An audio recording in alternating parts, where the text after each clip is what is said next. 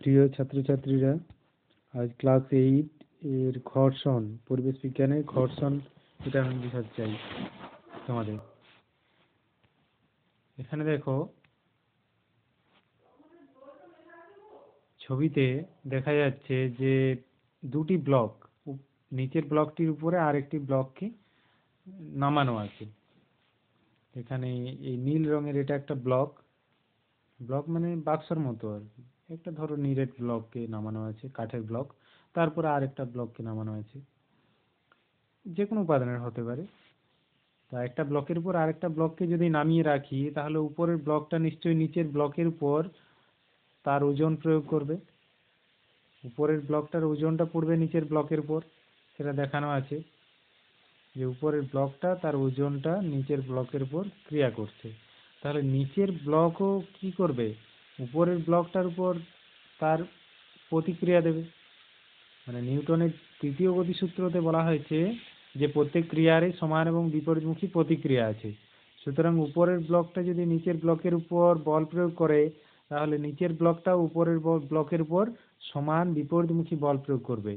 তাহলে উপরের ব্লকটা যদি নিচের ব্লকের উপর এফ বল প্রয়োগ করে থাকে, এফ বা আমি যদি ওজন ডাব্লিউ বলে থাকি, ডাব্লিউ বল প্রয়োগ করে থাকে, আর নিচের ব্লকটা উপরের ব্লকের উপর সমান বল প্রয়োগ করবে, সেটা যদি লম্ব প্রতিক্রিয়া আর বলি, আরটা কিন্তু ডাব্লিউ এর সঙ্গে সমান হবে।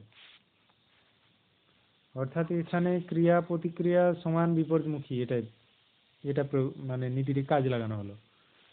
এরপর মনে করা যাক উপরের ব্লকটাকে আমি এদিকে টানছি, মানে গতিশীল করতে চাই। তাহলে উপরের ব্লকটার উপর বল প্রয়োগ করতে হবে, যেদিকে গতিশীল করতে চাই সেদিকে বল প্রয়োগ করতে হবে। মনে করো আমি এফ বল প্রয়োগ করেছি, তো এই অবস্থাতেও হয়তো ব্লকটা গতিশীল হয়নি। এই অবস্থাতেও মনে করো ব্লকটা গতিশীল হয়নি, সুতরাং গতির চেষ্টা করছি। এই যে আমি লিখেছি গতির চেষ্টার অভিমুখ, তার মানে বল প্রয়োগ করলেই যে গতিশীল হবে তা কি সবসময় হয়? একটা ধরো মাটিতে একটা ভারী জিনিস নামানো আছে, তুমি টানলেই সেটাকে টেনে নিয়ে যেতে পারবে? যদি সেটা অনেক ভারী হয়, সেক্ষেত্রে দেখা যায় যে তুমি হয়তো বল প্রয়োগ করছো, কম বল প্রয়োগ করেছো, তখন দেখা যাচ্ছে ওটা টানা যাচ্ছে না। অবশ্য বেশি বল প্রয়োগ করলে সেটা গতিশীল হবে, এক্ষেত্রেও তাই। তাহলে মনে করো এমন বল প্রয়োগ করেছে যার ফলে এটা গতিশীল হয়নি, কিন্তু গতির চেষ্টা করা হয়েছে। তো গতিশীল হোক বা গতির চেষ্টা করা হোক, ওই গতির বিপরীতে এই দুটোর স্পর্শতল বরাবর একটা বল কাজ করে, এটাই ওর গতিকে বাধা দেওয়ার চেষ্টা করে। এই যে আমরা কম বল প্রয়োগ করলে বস্তুটা গতিশীল হচ্ছে না, তার কারণ হলো এই গতির চেষ্টার বিপরীতে একটা বল কাজ করছে। যদি কোনো বাধা বল না থাকতো, তাহলে আমি অল্প মানের বল প্রয়োগ করলেও ওটাকে টেনে নিয়ে যেতে পারতাম। মাটিতে কোনো একটা বস্তু নামানো থাকলে একটা ছোট বাচ্চা ছেলেও সেটাকে সহজেই টেনে নিয়ে যেতে পারতো, কিন্তু পারে কি? পারে না। তার কারণ হলো এই ঘর্ষণ বলটা ওই বস্তুটার গতিকে বাধা দেয়, অর্থাৎ এইদিকে যে বল প্রয়োগ করা হচ্ছে, ঘর্ষণ বলটাও তার সাথে সমান হয়ে যায়। তাহলে এখানে মনে করো ঘর্ষণ বল, আমি আরো বেশি বল প্রয়োগ করছি, এটাকে গতিশীল করার চেষ্টা করছি। এরকম করতে করতে সর্বোচ্চ এফ বল প্রয়োগ করেছি, সেই মুহূর্তে বস্তুটা গতিশীল হওয়ার উপক্রম করছে, মানে এখনো গতিশীল হয়নি, গতিশীল হওয়ার উপক্রম করছে। আর সামান্য একটু বেশি বল প্রয়োগ করলেই বস্তুটা গতিশীল হয়ে যাবে।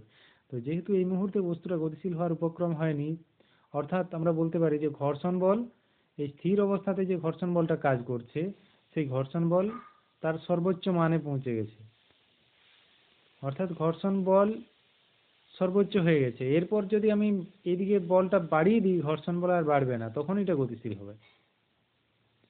মানে প্রথমে আমি বল প্রয়োগ করিনি, এদিকে প্রযুক্ত বল শূন্য ছিল, তখন ঘর্ষণ বলও ছিল শূন্য। এইবার আমি ক্রমশ এদিকে বল প্রয়োগ করছি, অর্থাৎ যেটা বলতে চাইছি যে প্রথমে ধরো এদিকে বল প্রয়োগ করা হয়নি, প্রযুক্ত বল শূন্য ছিল, তখন বস্তুর উপর এই দুটোর সংস্পর্শ তলে বিপরীতমুখী যে ঘর্ষণ বল সেটাও কম ছিল। নিচেরটার কথা আমি পরে বলছি। এইবার যখন এটার উপর সামান্য মানের বল প্রয়োগ করা হয়েছে, তখন বিপরীত দিকেও ঘর্ষণ বল সামান্য মানের কাজ করছে। ঘর্ষণ বলকে এফ চিহ্ন দিয়ে প্রকাশ করি, ঘর্ষণ বল স্মল এফ নাম দিলাম। এইবার যখন এইদিকে প্রযুক্ত বলের মান বাড়াচ্ছি তখন এইদিকেও ঘর্ষণ বল নিজে থেকেই বাড়ছে। এইরকমটি হয়, মানে পরীক্ষার সাহায্যে দেখা গেছে, পরীক্ষা করে দেখা গেছে, তুমি নিজেও পরীক্ষা করলে বুঝতে পারবে। তুমি যখন ক্রমশ বল বাড়াচ্ছ সঙ্গে সঙ্গে কি এটা গতিশীল হয়ে যাবে? একটা সর্বোচ্চ মানের বল প্রয়োগ না করলে কিন্তু একটা ভারী বস্তু গতিশীল হবে না। হালকা বস্তুর ক্ষেত্রে বলটার মান কম হয়, সর্বোচ্চ বলটা কম হয়, কিন্তু তার থেকেও যদি কম বল প্রয়োগ করো তাহলেও গতিশীল হবে না। তাহলে একটা নির্দিষ্ট মানের বল এর সীমামান পেরোতে হয়। তাহলে তার আগে পর্যন্ত তুমি যতই বল বাড়াও এদিকে ঘর্ষণ বলও তত বাড়তে থাকে। তো এই ক্যাপিটাল এফ এর সাথে স্মল এফটা কিন্তু সর্বদাই সমান হয়। ক্যাপিটাল এফ এর সাথে স্মল এফটা সর্বদাই সমান হয় যতক্ষণ পর্যন্ত এটা স্থির থাকে। তখন এই ঘর্ষণ বলটাকে বলা হয় স্থির ঘর্ষণ বল। তখন এই ঘর্ষণ বলটাকে স্থির ঘর্ষণ বল বা স্থিত ঘর্ষণ বল বলা হয়। যতক্ষণ পর্যন্ত বস্তুটা স্থির আছে সেই অবস্থায় আমি বল প্রয়োগ করছি বস্তুটাকে গতিশীল করার জন্য, ততক্ষণ পর্যন্ত এইদিকে যা বল প্রয়োগ করব তার বিপরীত মুখে সেই সমান মানের বল কাজ করবে, ঘর্ষণ বল কাজ করবে, কিন্তু বস্তুটা স্থিরই থাকবে, স্থির থাকবে, স্থির ছিল এবং স্থির থাকবে। তো এই অবস্থায় যে ঘর্ষণ বল কাজ করে এটাকে বলা হয় স্থির ঘর্ষণ বল বা স্থিত ঘর্ষণ বলও বলা হয় থাকে, স্থিত ঘর্ষণ বল বলতে পারো।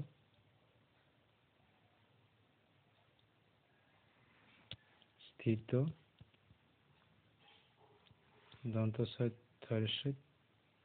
স্থিত স্থিত ঘর্ষণ বল।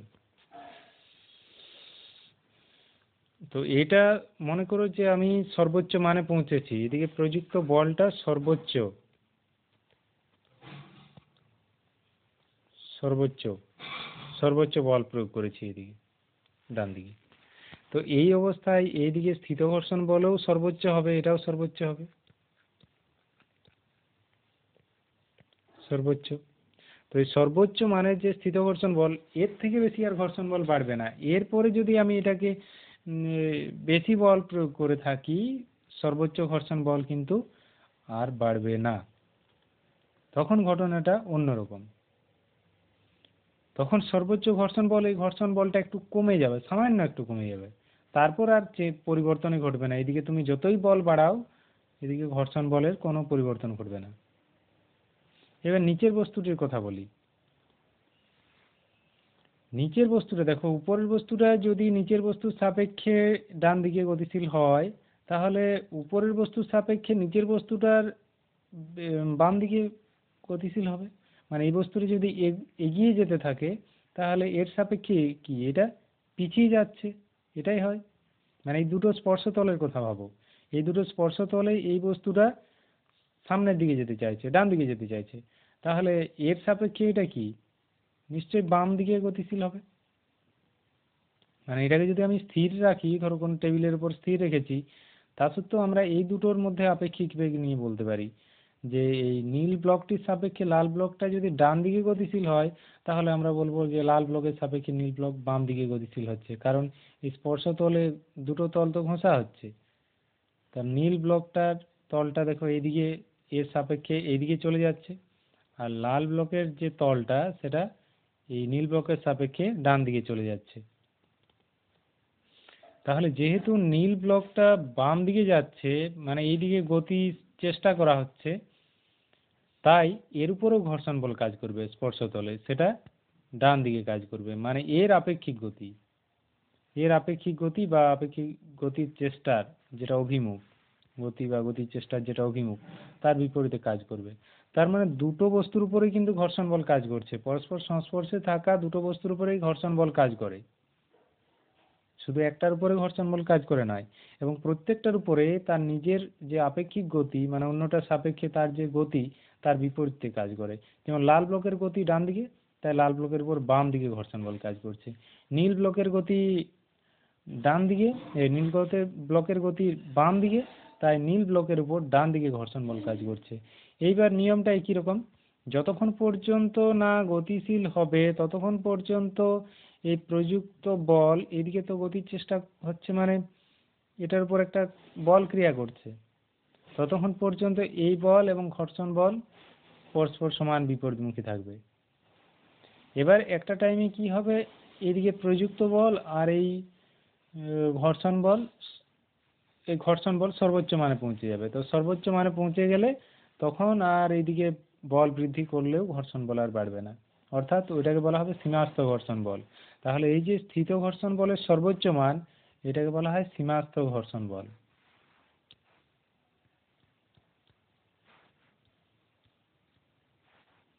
স্থিত ঘর্ষণ বলের সর্বোচ্চ মান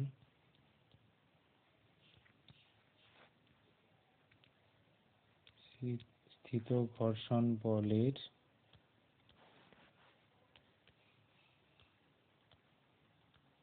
সর্বোচ্চ মান, এটাকে বলা হয় সীমাস্থ ঘর্ষণ বল।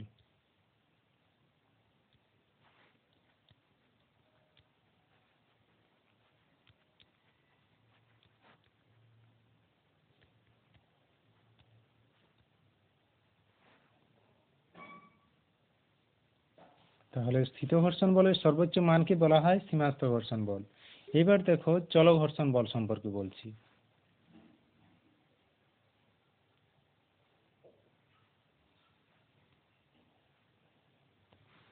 নিচে বোঝায় চল ঘর্ষণ বল।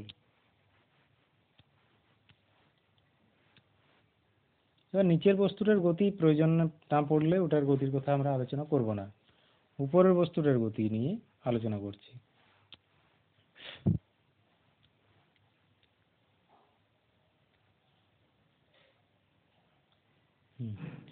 এখানে নীল ব্লকটির উপর লাল ব্লক রয়েছে। আচ্ছা,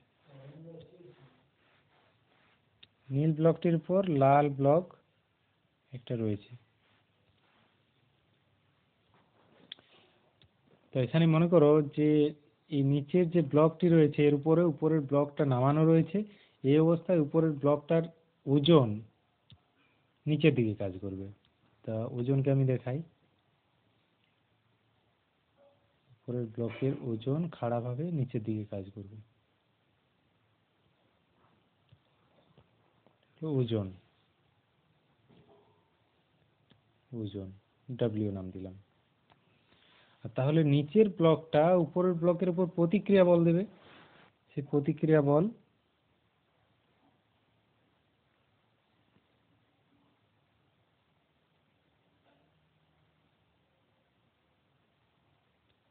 এটা, নিচের ব্লকটা উপরের ব্লকের উপর প্রতিক্রিয়া বল দেবে। নিউটনের তৃতীয় সূত্র, মানে ক্রিয়া প্রতিক্রিয়া সমান বিপরীতমুখী। একটা বস্তু যদি অপর বস্তুর উপর বল প্রয়োগ করে তাহলে অপর বস্তুটাও ওই আগের বস্তুটার উপর বিপরীত দিকে বল প্রয়োগ করবে।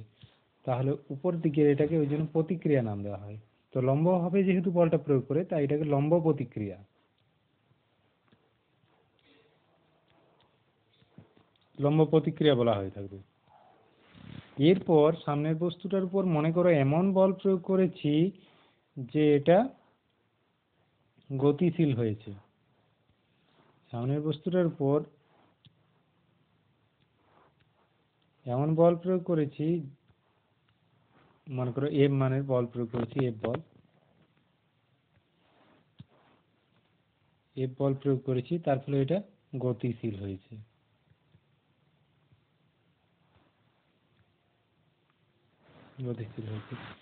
কিন্তু এই যে ঘর্ষণ বল বলেছিলাম যেটা সংস্পর্শ তলে ঘর্ষণ বল কাজ করে, সেই ঘর্ষণ বলটা তো বাড়বে না। ঘর্ষণ বল সীমাস্থ ঘর্ষণ বল যেটা ছিল তার থেকেও কিছুটা কমে যাবে। যে প্রতিক্রিয়া বলটা প্রয়োগ করেছে এটার নাম দিলাম আর। এতক্ষণে নিশ্চয়ই বুঝতে পারছো এটা লম্ব প্রতিক্রিয়া আরটা অবশ্যই ডব্লিউ এর সাথে সমান হবে। আর বস্তুটা যেহেতু গতিশীল হয়েছে ঘর্ষণ বলের মান কিছুটা কমে গেছে। ঘর্ষণ বল কিন্তু আগের এফ নেই, ঘর্ষণ বল এখন মনে করো এফ ড্যাশ হয়ে গেছে। এফ ড্যাশ যেটা এটা এফ এর থেকে কম। আগে যেটা সীমাস্থ ঘর্ষণ বল ছিল এফ ধরেছিলাম তার থেকে এটা সামান্য কম। এইবার যদি আমি ডান দিকে বল বৃদ্ধি করি তা সত্ত্বেও কিন্তু এই এফ ঘর্ষণ বল বাড়বে না। এই অবস্থায় যে ঘর্ষণ বল কাজ করে সেটাকে বলে চল ঘর্ষণ বল। বস্তুটা যেহেতু চলমান থাকছে সেই অবস্থায় তার গতির বিপরীতে যে ঘর্ষণ বল কাজ করে এটাকে বলা হয় চল ঘর্ষণ বল। চল ঘর্ষণ বল এর থেকে ডান দিকে এই যে প্রযুক্ত বলটা, এটা যত ইচ্ছা বেশি হতে পারে। চল ঘর্ষণ বল কিন্তু একই থাকবে। আর এই বলটা বেশি হলে কি হবে, বস্তুটার ত্বরণ বেশি হবে, বস্তুটার ত্বরণ বেশি হবে, সামনের দিকে এটা ত্বরণ সহ চলতে থাকবে, অর্থাৎ বেগ বৃদ্ধি হতে থাকবে।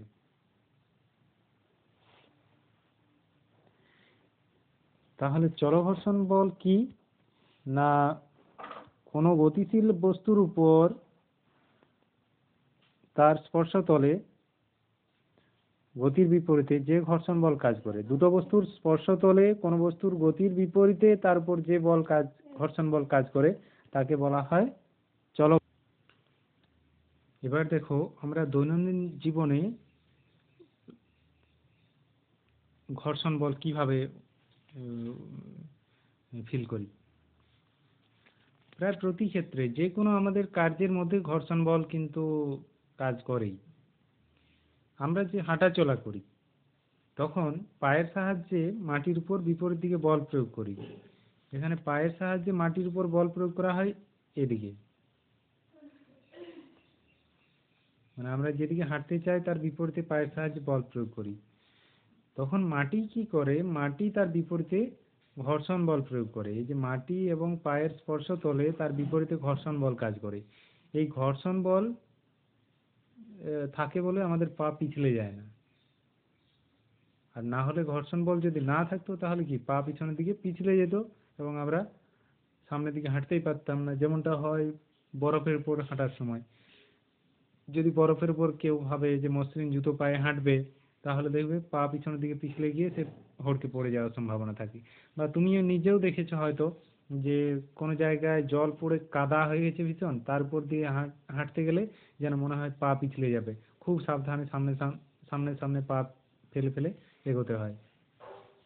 তো এই ক্ষেত্রে ঘর্ষণ বল আমাদের হাঁটায় সাহায্য করে। ঘর্ষণ বল না থাকলে আমরা ঠিকভাবে হাঁটতে পারতাম না, দৌড়াতে তো মুশকিল ব্যাপার হয়ে যেত। এরপর দেখো, এটা একটা আনন্দ বিনোদনের কথা বলছি, বা একটা খেলাধুলো, স্পোর্টস। স্কি পায়ে যেসব কান্ট্রিতে বরফ তুষারপাত হয়, পাহাড়ি জায়গাতে, সেখানে বিভিন্ন পাহাড়ের ঢালে তুষারপাত ঘটে বরফ, শক্ত বরফ হয়ে যায়। আর তার উপর এরকম পায়ে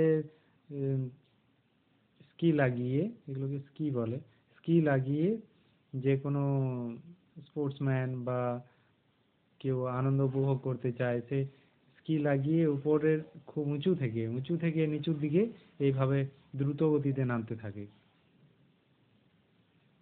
তবে দক্ষ হওয়া যায়, না হলে পড়ে গিয়ে বিপদ ঘটবে। কিন্তু আমাদের মতো জায়গাতে এরকম মাটির ঢাল থাকলেই কি হবে, স্কি করা যাবে? দেখো ওই ছেলেটি দাঁড়িয়ে আছে, এ কি স্কি করছে? করতে পারছে? পারছে না। কারণটা হলো এখানে ঘর্ষণ বল বেশি। আর বরফ থাকলে সেখানে ঘর্ষণ বল কম হয়, অর্থাৎ এর ওজনের জন্য নিচের দিকে স্লিপ করে নামছে, ঘর্ষণ বল কম থাকার জন্য। আর এখানে ঘর্ষণ বল বেশি, এ স্কিপ করে নামতে পারছে না, নিচের দিকে নামছে না। তাহলে এটাও কি ঘর্ষণ বলের জন্য দু জায়গায় দুরকম ঘটনা ঘটছে। এবার দেখো তোমরা কোনো বিনোদন পার্কে গিয়ে এটা হয়তো দেখেছো যে নামার জন্য এরকম বাচ্চাদের আনন্দ বিনোদনের জন্য স্লাইড রয়েছে। স্লাইডে এদিকে সিঁড়ি বেয়ে উঠতে হয়, আর এখানে বসে তারপরে এইভাবে স্লিপ করে নামে। তো এই স্লাইডটা খুব মসৃণ করা হয়, কারণ এখানে যখন কোনো শিশু বসবে তখন তার সাথে এই স্লাইডের তলের ঘর্ষণ বলটা যাতে কম হয়। ঘর্ষণ বল বেশি হলে সে নিচ দিকে নামতেই পারতো না, ঘর্ষণ বল কম হলে সে নিচ দিকে নামবে। আবার খুব কম হয়ে গেলে বেশি বিপদ, তখন এত দ্রুত গতিতে নামবে যে নিচে পড়ে গিয়ে বিপত্তি ঘটতে পারে। এই জন্য হঠাৎ বৃষ্টি পড়লে তখন স্লাইডে নামা উচিত নয়, তখন দ্রুত গতিতে নেমে গিয়ে এখানে নিজের ব্যালেন্স না রাখতে পারলে বিপদ ঘটবে। তাহলে এখানেও কি ঘর্ষণ বলের আমরা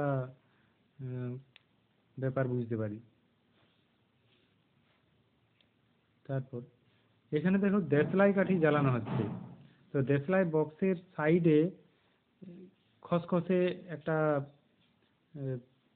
আস্তরণ থাকে, তার উপর দেশলাই কাঠির বারুদটিকে ঘষা হয়। তো এখানে যখন দেশলাই কাঠির বারুদটিকে উপরে ছুঁয়ে আর টানা হয়, তখন ওই বক্সের গায়ের খসখসে আস্তরণের সাথে এই কাঠির বারুদের ঘর্ষণ হয়, আর ঘর্ষণের ফলে তাপ উৎপন্ন হয়, আর তার ফলেই দেশলাই কাঠি জ্বলে ওঠে। আমরা দুটো হাতের তালুকে পরস্পরের সাথে ঘষলেও বুঝতে পারবো যে হাতের তালু দুটো কেমন গরম হয়ে যায়। শীতকালে বেশ ভালোই বোঝা যাবে। দুটো হাতের তালুকে দ্রুত ঘষে তারপর গায়ে ছোঁয়ালে দেখা যাবে যে হাতের তালু দুটো গরম হয়ে গেছে। তো এই গরম হওয়ার কারণ হলো ওই যে ঘর্ষণ বল কাজ করেছিল, তা ঘর্ষণ বলের বিরুদ্ধে যে কার্য হয়েছে সেটা তাপ হয়ে গেছে। তো এইরকম বাস্তব জীবনে আরো অনেক ঘর্ষণ বলের কথা আমি শোনাবো। তোমরা এতটা পর্যন্ত পড়ো।